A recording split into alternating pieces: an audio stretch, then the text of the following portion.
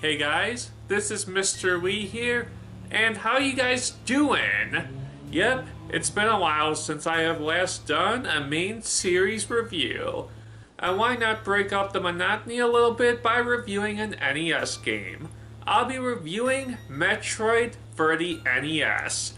Now, I didn't grow up when this game came out. My gosh, I wasn't even born when this game came out. So when I was first introduced to Metroid, I was introduced to it via the Wii's Virtual Console, and I remember playing it a lot when the game was first released on the Virtual Console.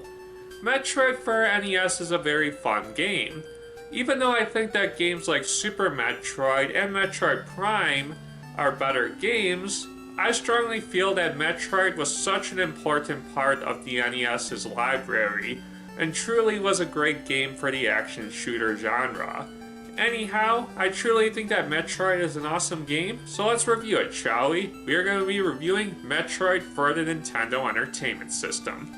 Metroid for the Nintendo Entertainment System, the first Metroid game in the series. The Nintendo Entertainment System was experimenting with so many different types of games, Super Mario Bros. Being the standard 2D side-scrolling platforming video game, The Legend of Zelda focusing heavily on adventure and exploration, and Metroid focusing on heavy exploration and side-scrolling shooting. The first Metroid game isn't perfect. As a matter of fact, similar to The Legend of Zelda in some aspects, you can get lost so easily in this game if you don't know what you're doing, so a guide is definitely useful. This game focuses heavily on exploration, and along the way, you find cool enemies, bosses, and you get power-ups as well, which definitely gives you more incentive when playing the game later on.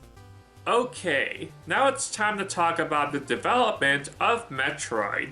Metroid was actually in development after Super Mario Bros. And after The Legend of Zelda. Nintendo were pitching ideas for a new IP, and then Metroid came into effect. When Metroid first came out, the game was received very well. Metroid is one of Nintendo's most successful franchises, and the series has a very diverse franchise even to this day. And to this day, Metroid is still going strong with Metroid Prime 4 coming out on the Switch in the near future. Okay, now I'm going to talk about the gameplay of Metroid now.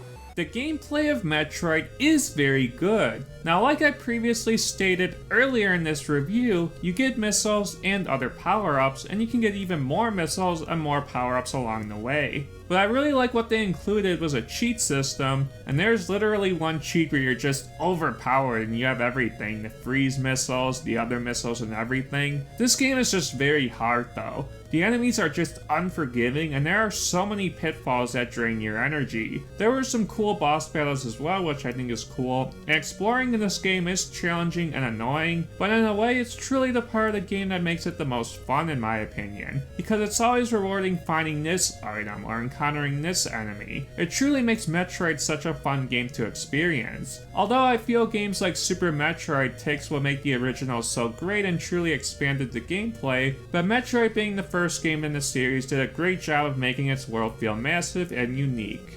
So, what are my final thoughts about Metroid? What can I say about Metroid? I didn't grow up with this game when it first came out, but I did play Metroid, and I enjoyed it quite a bit.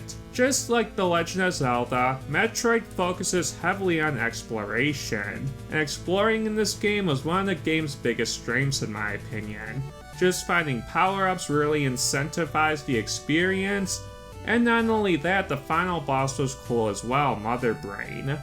Metroid is an important part of Nintendo's history, because Metroid definitely pushed sales of the Nintendo Entertainment System.